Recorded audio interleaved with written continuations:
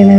ഇത്ര ദിവസമായില്ലേ, എനിക്കൊരു കുട്ടിയുള്ളതല്ലേ, ഈ അതിന്റെ ഭാവിയും കൂടി നോക്കണ്ടേ? ഞാൻ ഇനി എന്താ ചെയ്യണ്ടേ? ഇത്രയും കാലം അവരെ ഡിപ്പെൻഡ് ചെയ്താ ഞാൻ ജീവിച്ചേ. ഈ എന്താ അങ്ങനെയൊക്കെ വിചാരിക്കണ്?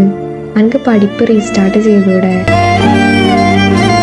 അവള് പറഞ്ഞാലും കാര്യമുണ്ടല്ലോ, ഞാൻ ഇങ്ങനെ ഇരുന്നാ മതിയോ? എനിക്കെന്റെ കുട്ടിയുടെ ഭാവി നോക്കണ്ടേ?